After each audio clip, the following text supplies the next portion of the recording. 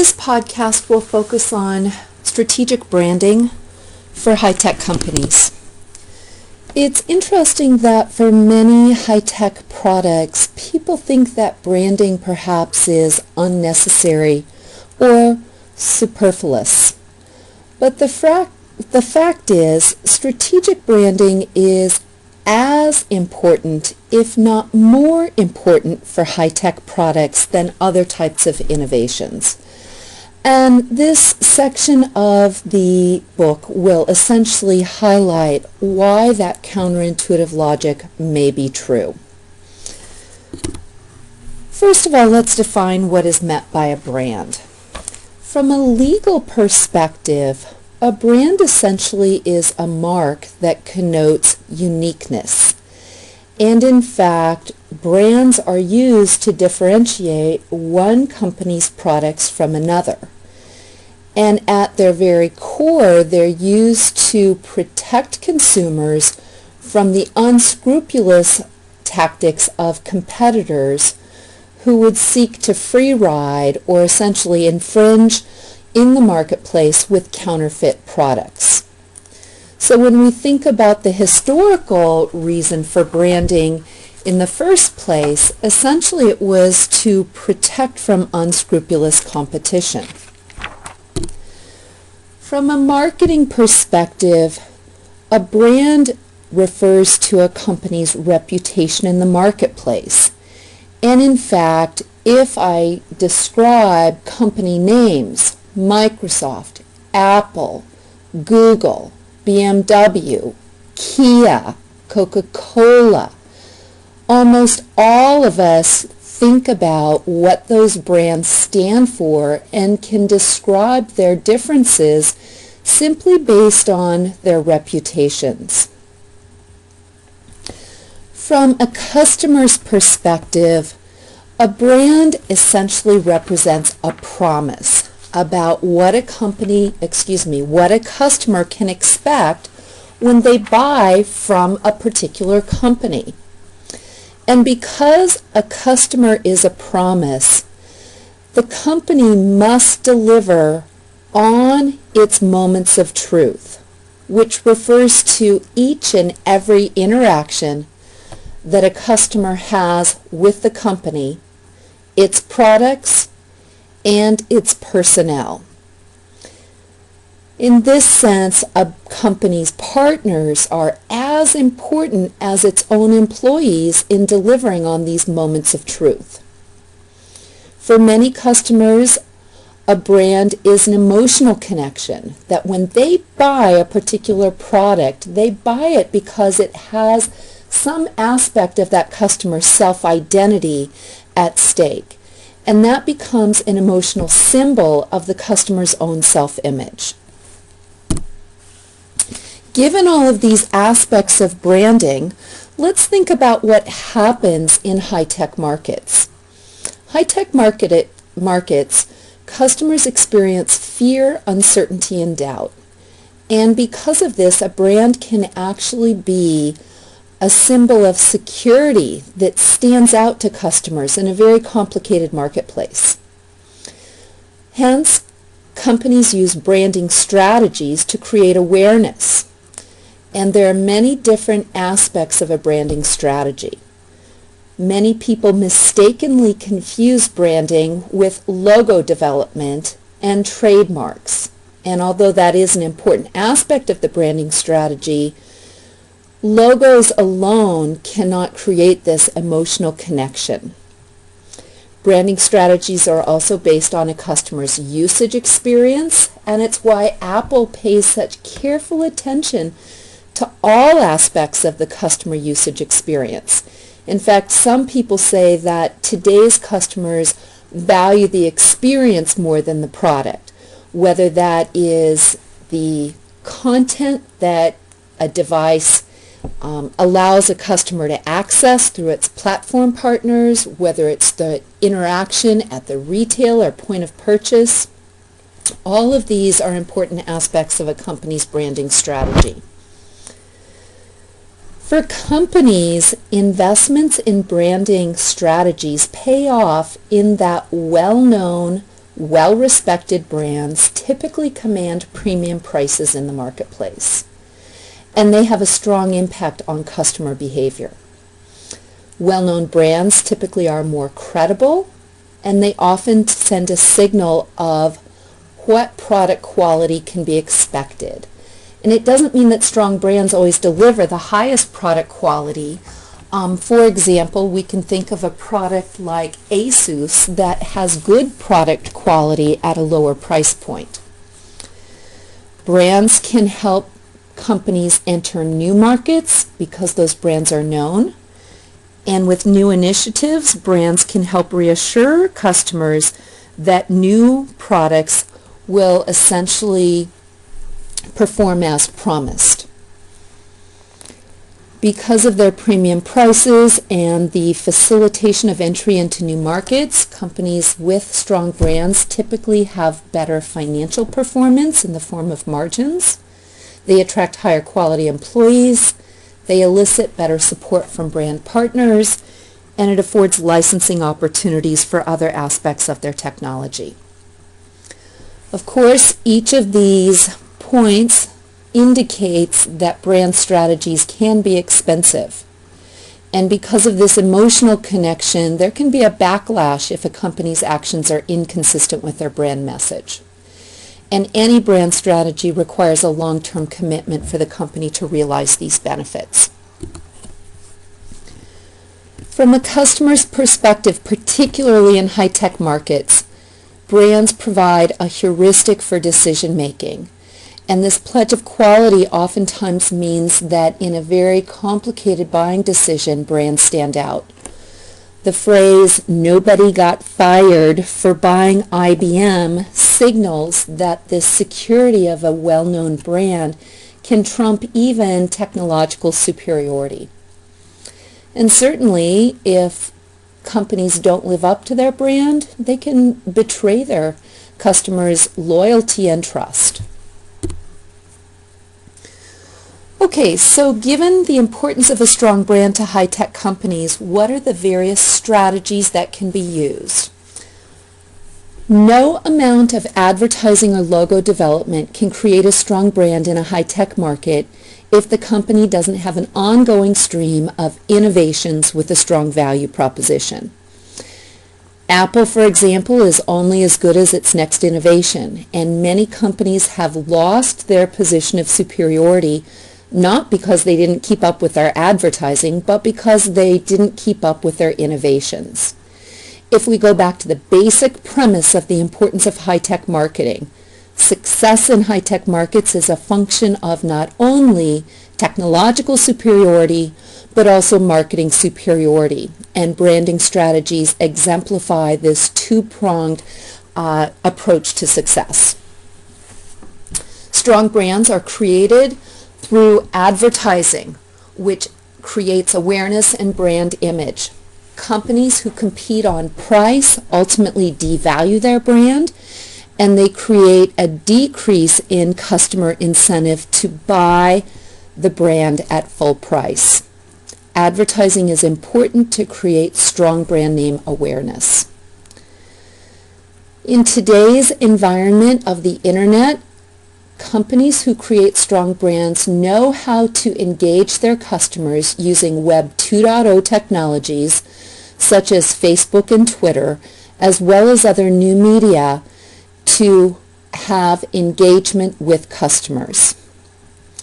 A big part of these brand strategies are identifying who are the key influencers in different markets.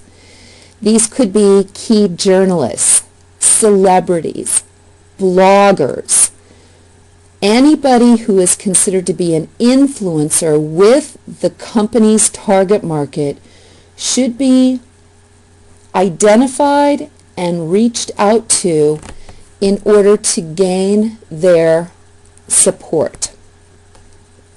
Companies today also engage in corporate social responsibility as part of their branding effort. If you look up Microsoft's brand strategy, corporate citizenship is a key part of the Microsoft brand.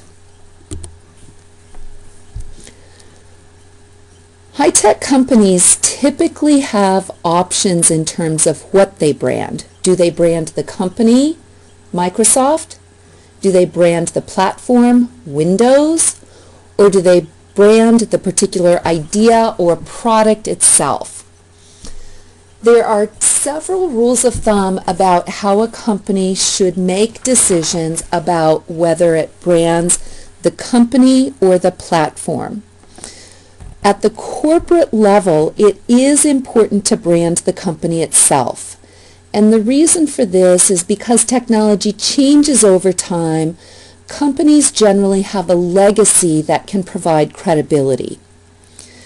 Platforms are important to brand, as we learned in Chapter 8 with platform and derivatives, when a company is going to rely on a platform for some time. The weakest type of branding strategy is to brand individual products, particularly with numbers. Engineers love to label their products with numbers, but typically that does not convey what the benefits are to a customer, and in fact it's very difficult to secure any sort of intellectual property protection for products that don't have a unique name.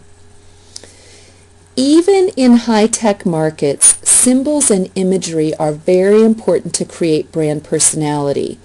Whether it's the iconic logo, such as the Apple or the Google Circle, or whether it is even a friendly penguin that Linux has relied on. Branding must engage all internal personnel to deliver the brand promise. For example, companies typically do a soft launch or an internal brand rollout before they engage in any advertising or external messaging.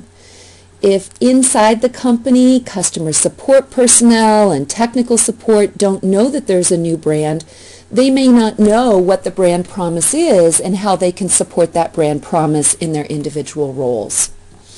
This essentially means that it's important to manage all touch points with the customer to deliver on those moments of truth. And the fact is, with the focus on ecosystems today, most companies rely on a variety of partners to deliver their brand experience in the marketplace. And in that sense, a company chooses its partners, and it's critically important that all partners know what the company's brand identity is and what their promise is so that those partners can execute flawlessly.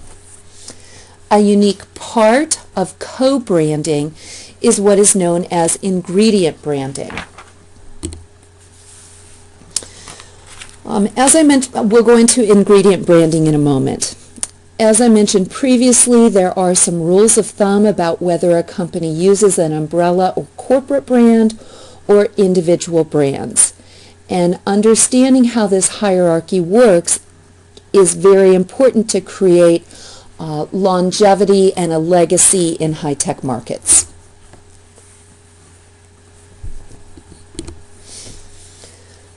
At this point, we'll go into a discussion of ingredient branding in particular.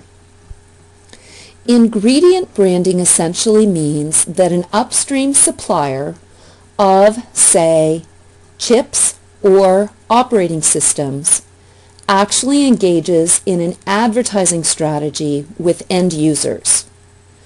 These end users don't actually buy the actual ingredient, rather they buy the product that the ingredient is in. So when customers buy a tablet or a laptop computer, typically they will find that the Intel Inside logo appears somewhere even though the consumer doesn't buy the chip, and they'll see that the operating system, for example Windows 8, is also clearly identified in the laptop, even though the product comes bundled with the operating system. Ingredient branding is premised on the notion of derived demand. The definition of derived demand is that the demand for ingredients or components on the upstream side of the supply chain are derived from the final end user demand for the products that those components are used in. Derived demand is a fundamental characteristic of business-to-business markets. Now the question is, when should an upstream supplier of a component actually engage in ingredient branding at the end user level? Well, let's think about this for a minute. On the one hand, when an ingredient supplier like Intel decides to run an end user ad campaign, the goal is to pull the demand from the end users through the supply chain so that the OEMs feel pressure to use the branded ingredient in the goods that they make. This seems logical until we consider the OEM's perspective. Before we get into the OEM's perspective in particular, let me also highlight that ingredient branding typically includes cooperative advertising dollars in which OEMs who use the ingredient branded campaign are given an advertising supplement that they can use to advertise their own branded product, for example, a Toshiba laptop PC that carries the Intel Inside logo. So the OEMs would feature the ingredient or component in their own ads for the, say, Toshiba products, and they actually get a stipend from the ingredient supplier to help pay for a portion of their own ads. And clearly this makes sense when the supplier's component, such as the chip, is integrally related to the performance of the end product, which we know the chip is what makes computers run smoothly and quickly, and the operating system is central to the performance of the PC. So, ingredient branding can help provide awareness in the marketplace, and in fact companies who run these ingredient campaigns typically command a fairly high margin or percentage of the end selling price of the product when it's sold. And for small OEMs, co-branding can strengthen their brand credibility. If an Asus computer has exactly the same chip as a Dell computer, then probably they perform similarly. And small OEMs can really benefit from the incremental advertising stipend that the co-op dollars provide. However, ingredient branding is expensive. Those ingredient suppliers have to spend hundreds of thousands, if not millions of dollars to create the brand awareness at the end user level. And when you couple that with the expenditures on the co-op side, they're very expensive campaigns. Moreover, if the OEM experiences product problems, the supplier's reputation may be tarnished as well. From a large OEM's perspective, Toshiba's main goal in the market is to differentiate its products from Asus and other branded products in the marketplace. And so to the extent that all OEMs have the same ingredients, it erodes individual OEMs' ability to differentiate their products. Another big risk of ingredient marketing is the risk that the ingredient supplier may actually attempt to enter the OEM's marketplace in the future. We've seen this happen, for example, in outsourcing, when companies who used to be outsourced suppliers, such as HTC, become so proficient in that process that they actually come into the market with their own branded product. Similarly, companies who are very successful in ingredient branding may decide that they're so successful they can just enter the market themselves. In light of these pros and cons for ingredient branding, it's naive for any company who makes a component to decide to go ahead with an ingredient branding campaign unless they've clearly considered their direct customers' perspectives, which are these large OEMs who typically are very averse to ingredient branding, and unless they've considered whether or not the component that they make is something that they can stand behind the quality of. So if they do ingredient branding, but they can't definitively claim quality in the OEM's product, then the risk to that component supplier's brand is quite great. In light of all these complications, many companies in high-tech markets are actually small businesses. And the question is, how can small businesses without big budgets actually engage in branding strategies? Well, it is possible to have customers resell the product under their own brand name, which essentially is a no-brand strategy, and we see this in the private label market, for example. Companies can engage in very creative guerrilla marketing strategies to attract attention, and they can engage in co-branding, which is a possible way to draw attention to their own brands. The final half of Chapter 12 deals with the complicated issues in whether high-tech companies should actually pre-announce their products before they're ready in the marketplace. And I'll address this part of the material in a second podcast.